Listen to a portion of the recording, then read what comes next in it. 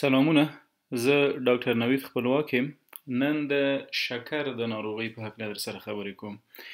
ډایبیټیز ملایټس یا د شکر ناروغي یا د شوګر ناروغي کله چې د وینې په جریان کې د اوږدې مودې دپاره ګلوکوز یا قندي مواد یا خواږه زیات شي، دې ته وایي د شکر ناروغي.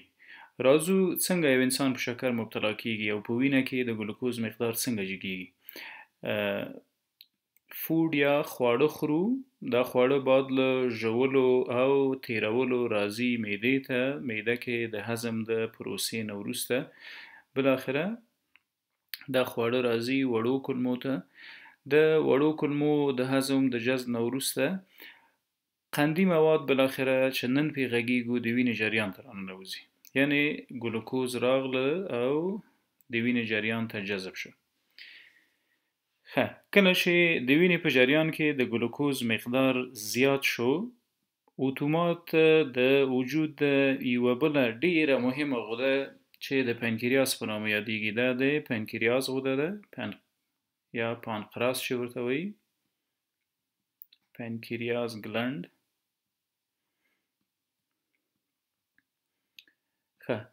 کله چې د ګلوکوز مقدار د وینې په جریان کې زیات شو، د پنکریاس د غدې نه انسولین هارمون ترشح کیږي. انسولین په دې وروسته غږیږو چې انسولین څه ده، څنګه ترشح کیږي او د کومو حجراتونو ترشح کیږي. دغه انسولین راځي د وینې جریان ته او بالاخره سبب ګرځي چې زموږ د وینې په جریان کې موجود ګلوکوز انتقال کی د وینې نه د بدن مختلفو حجراتو د بدن مختلفو اعضاو ته او هلته یې ذخیره کوي. دا لیور یا ینه یا ځیګر یا لړمون ده. انسولین راځي د وینې د جریان نه ینې ته، په ینه کې د ګلوکوز د جذب سبب ګرځي او دلته یې بالاخره د ګلایکوجن په شکل ذخیره کوي. ګلایکوجن یو پولی سکراید ده، داسې یو ساختمان لري، یعنی زرګونه او لکونه ګلوکوز مالیکول سره یو ځای کیږي او ګلایکوجن جوړوي. ګلایکوجن پولی سکراید ده یا څو قیمته قندونه. په دې هم وروسته غږیږو چې څنګه ګلوکوز راځي او بالاخره د ګلایکوجن په شکل سټور یا ذخیره کیږي. همدا رقم انسولین راځي اډیپوز ټیشوز، دا اډیپوز ټیشو یا شحمی حجرات دي یا شحمی انساج، اډیپوز ټیشوز یا شحمی حجرات. کله چې ګلوکوز د وینې په جریان کې زیات شو، انسولین راځي د بدن مختلفو حجراتو ته انتقالوي او هلته یې ذخیره کوي. ینې ته یې راوړه، په ینه کې ذخیره که، همدا ډول شحمی حجرات یا اډیپوسایټونو ته یې راوړي او دلته یې هم د ګلایکوجن په شکل ذخیره کوي. همدا رقم انسولین سبب ګرځي چې ګلوکوز د وینې له جریان نه راوځي او د بدن په عضلاتو کې مسل سیلز کې ذخیره کیږي. ټول د ګلایکوجن په شکل د وینې د جریان نه د انسولین په واسطه راووته او د ګلایکوجن په شکل ذخیره شو.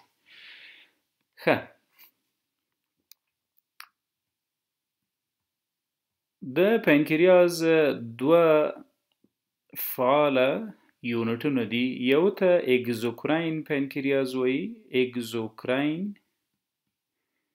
او بل فعال یونټ ته اندوکراین پنکریاس وایي. یعنی زموږ د پنکریاس غده د وظیفې د لحاظه په دوو مختلفو برخو ویشل شوې ده. یو ته وایي اګزوکراین پنکریاس، بل ته وایي اندوکراین پنکریاس. د اګزوکراین پنکریاس وظیفه څه ده؟ دا ډایجسټیو پنکریاټیک جوس جوړوي. پنکریاټیک جوس کې څه دي؟ انزایمونه دي او دغه انزایمونه د خوړو د هضم سبب ګرځي. کله چې موږ خواړه وخورو، د معدې نه راتیر شي راځي کولمو ته، دلته بالاخره پنکریاټیک جوس چې مهمه انزایمونه پکې دي لکه لایپیز، لکه امایلیز، چې د شحمونو او د شحمیاتو او د قندي موادو د هضم سبب ګرځي. تاسو ګورئ زموږ په خوړو کې پروټین شته، دا څه چې خورو د پروټینونو ترڅنګ زموږ په خوړو کې شحمیات یا لیپیډز شته دي، موجود دي. همدا ډول زموږ په خوراکي توکو کې قندونه یا کاربوهایډریټس هم شته. د اگزوکراین پانکریاس وظیفه څه ده؟ اگزوکراین پانکریاس د لایپیز امایلیز په واسطه باندې شحمیات تجزیه کوي، هضموي او ټوټه ټوټه کوي، او د امایلیز انزایم په واسطه باندې کاربوهایډریټ یا قندونه.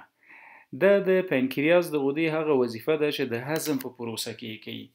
دویم بخش د پانکریاس چې اندوکراین پانکریاس نومیږي، په ده کې آیسلیټ اف لنګرهان یا د لنګرهان د حجراتو جزایر موجود دي، او وظیفه یې د هارمونونو ترشحات دي. هارمون یو پکې انسولین ده چې مخکې پرې وغږیدو. انسولین وظیفه د وینې له جریان نه د قندونو خصوصا د ګلوکوز راویستل دي او د بدن په مختلفو سیمو کې ذخیره کوي.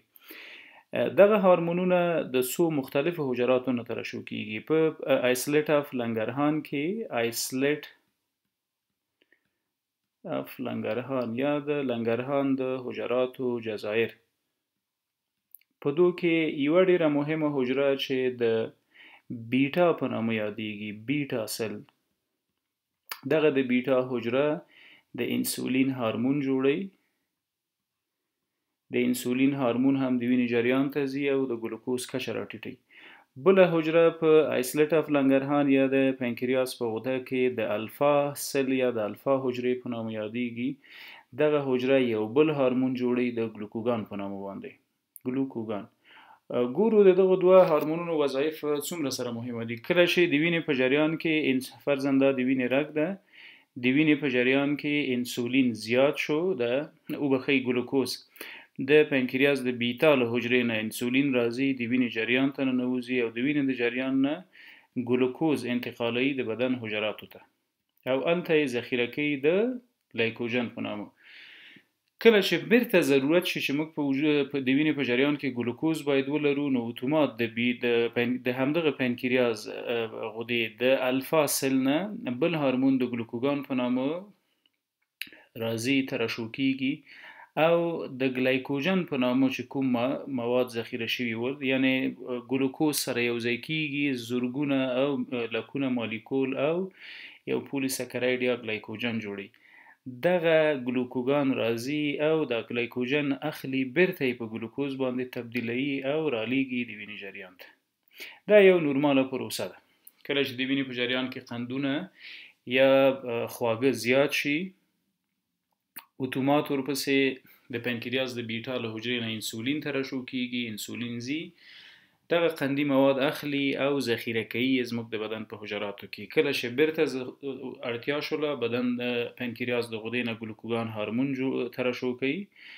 دغه ګلوکوګان هارمون راځي، ذخیره شوی ګلایکوجن تکه تکه ټوټه ټوټه کوي، بیرته په ګلوکوز تبدیلي، رالیږي ګلوکوز د وینې جریان ته او د بدن مختلفې حجرې د انرژي د تولید لپاره کاروي او استفاده ترې نه کوي. کله شکر منځته راځي؟ کله چې د انسولین هارمون یا جوړ نشي مطلق، یا کم ترشح شي، یا بې کیفیته شي، یا بدن په وړاندې عکس العمل او حساسیت وښیي. کله چې انسولین، تاسو د یوې شیبې لپاره فکر وکړئ، موږ مخکې دا جریان وویل چې خواړه مو وخوړل، دغه خوړو کې پروټین، شحمیات او قندونه ول، قندونه راغله د وینې جریان ته او د وینې په جریان کې ګلوکوز سطح جګه کړه. که چیرې انسولین نه وي، نو د وینې په جریان کې د ګلوکوز کچه جګه پاتې کیږي او دې ته وایي هایپرګلایسیمیا. هایپرګلایسیمیا یا د وینې په جریان کې د قندونو د مقدار زیاتوالی یا ډیروالی. که چیرې همدغه پروسه د اوږدې مودې لپاره دوام وکړي، نو دې ته وایي د شکر ناروغي. د شکر ناروغي. وبخښئ، یو څه نور هم واضح کوو.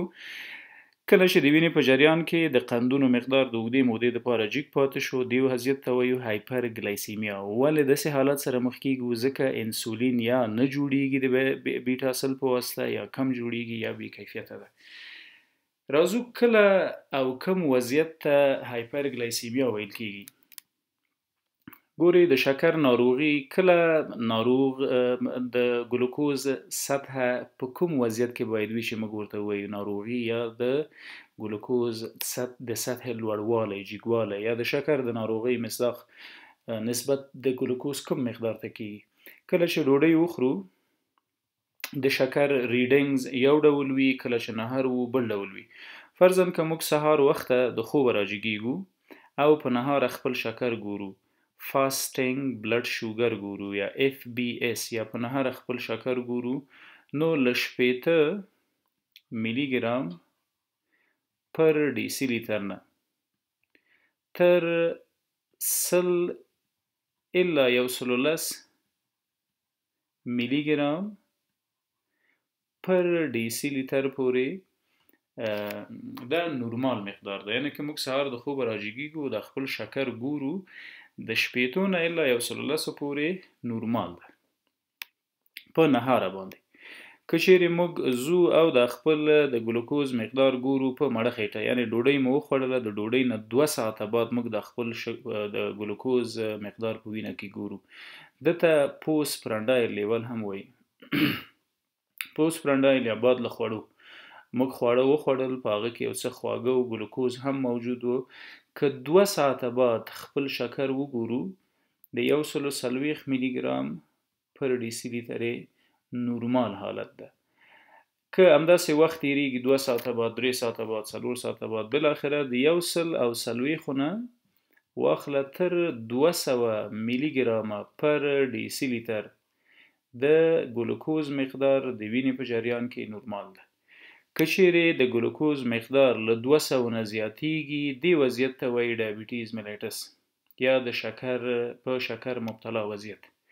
که چیرې په نهاره باندې زموږ شکر د 110 نه واخله تر 126 ملي ګرامه پر ډیسی لیتر وي، نو موږ په پری ډایبیټیک وضعیت کې یو، یعنی د شکر په خطر کې یو. موږ تدابیر ونه نیسو د معالجې، نو ممکن په شکر مبتلا شو.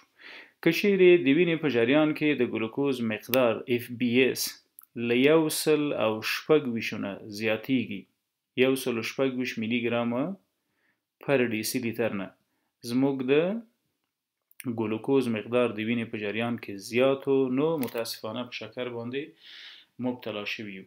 راځو یو څه د ذخیرې موضوع هم واضح کوو. ممکن سوال پیدا شوی وي چې څنګه انسولین کولی شي په لړمون کې یا په ځیګر کې، همدا رقم په شحمي حجراتو کې یا د بدن په مختلفو نورو عضلاتو او عضلاتي حجراتو کې ګلوکوز ذخیره کې او څه ډول بالاخره ذخیره کوي. ګورئ که موږ د ینه یا ځیګر راواخلو او په یو ټوټه په مایکروسکوپ کې وګورو، نو داسې حجرات لري، هیپاټوسایټ داسې شکل لري، تقریبا هیپاټوسایټس، یا د هغه حجرات چې زموږ ینه یې جوړه کړې ده.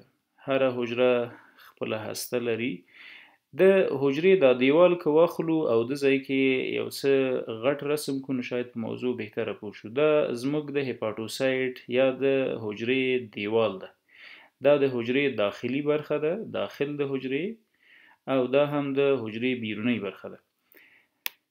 کله چې موږ د حجرې په دیوال کې د انسولین لپاره ریسپټرز یا آخذې لرو، همدا رقم د مختلفو موادو لپاره زموږ په حجراتو کې آخذې موجود دي. لومړی باید هغه آخذو ته لاړ شي، ورسره وصل شي او بیا د بدن داخل حجرې ته راځي. کله چې انسولین د وینې جریان ته راشي، د وینې د جریان نه اتومات ځان را رسوي چیرته؟ د هغه حجراتو ته چې هلته باید ګلوکوز ذخیره کړي. خپله انسولین د وینې د جریان نه راځي او دغه آخذو سره یوځای کیږي. دا کوم دي؟ دا د انسولین ریسپټرز دي، انسولین ریسپټرز یا د انسولین آخذې. نو زموږ انسولین راغی، د دې ریسپټرونو سره یوځای شو. کله چې د حجرې داخل ته راننوځي حجره تنبیه کوي د څه دپاره چې خپل د ګلوکوز ټولې دروازې وازې کړي، یعنی ټول هغه ریسپټرونه یا آخذې چې د حجرې په ممبرین یا په پرده کې یا په دیوال کې موجود وي دا ټول وازی او ټول بالاخره د وینې د جریان نه د انسولین په فرمایش باندې ګلوکوز را اخلي، را انتقالوي او ذخیره کوي. راځي د آخذو سره دغه آخذې ته ګلوټ وایي، ګلوټ یا د ګلوکوز ریسپټر، ګلوټ ریسپټر.